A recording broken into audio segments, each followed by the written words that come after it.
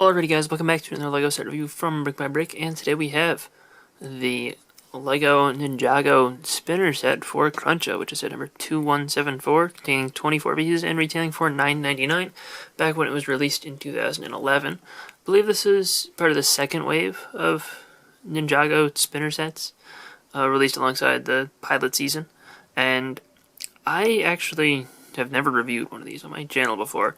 I had the NRG Cole and the Spitta ones from the second year. I think I had the Zane DX too, I think.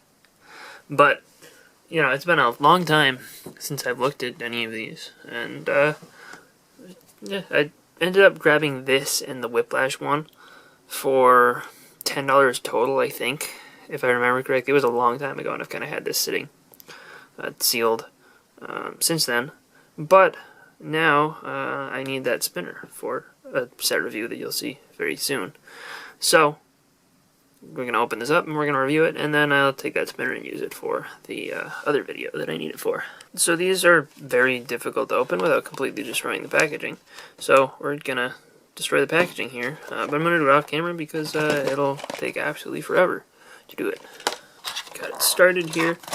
Pull out the spinner there and grab the pack of cards and the instructions if possible, and then the bag of parts. And that wasn't as bad as I expected, but in here we have this pack of cards which are used for the Spinjitzu game, which this is not going to be a Spinjitzu game tutorial, but you get your Cruncha card, your sacrifice card, your impersonation card, okay, your recovery card, and your gold smash card. Interesting. Okay, I believe the cards are the same in in each set you'll get a certain batch of cards. So I believe every Cruncha set that you get will have those cards.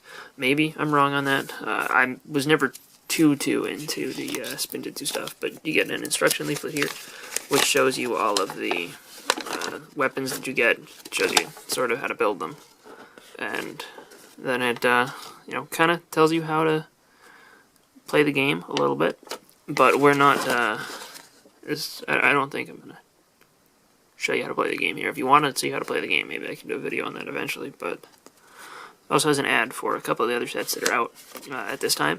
I do have the Spinjitzu Dojo, and I do have the Skull Truck. I know I've reviewed the Skull Truck. I don't know if I've reviewed that one, but I may end up getting the other two at some point. Eventually, I'd like to get all of the dragons from the original wave, but I don't know about the Blacksmith Shop. That was kind of cool, so maybe, but we'll see. But yeah, that's also the spinner piece. If you don't know how these work, they're the bottom, I believe. They have some sort of metal in them. I think it's a metal ring that goes around the outside, sort of, on inside the plastic, but it's an interesting piece, and we'll show you how it works once we built up the minifigure. And here's a look at the Cruncha minifigure, and this minifigure was pretty cool back in the day, because it did feature a new molded head, which has a helmet kind of molded into it that is just painted. It's not dual molded. This was before those times. And the same thing with the spikes on the armor piece. Those are just painted on there, but they look pretty good. They also had the new skeleton body mold, which you'll see a little bit closer when I pull off the armor. And then you also had these new skeleton boots, which those are actually important for the spinner, and you'll see that in a little bit.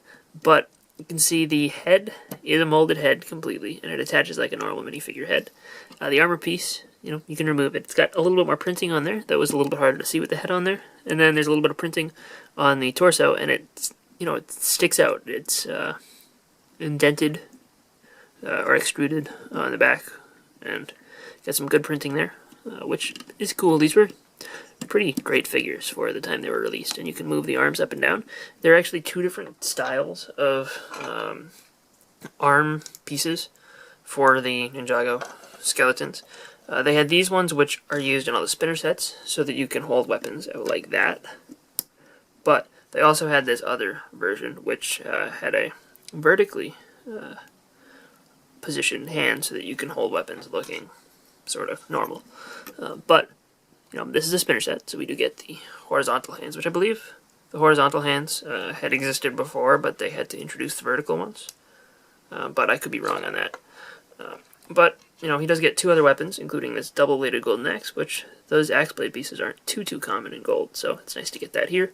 And then he also had this little chain whip half nunchuck thing, which the chain pieces were always cool to get back at this time period in regular gray. Weren't too common, but, you know, it's a decent extra weapon. And this here is literally the rest of the set's contents. You have the spinner, which is a cool piece, and printed pretty neatly. I think this only comes in this set, and the Lightning Dragon, which is an expensive big set.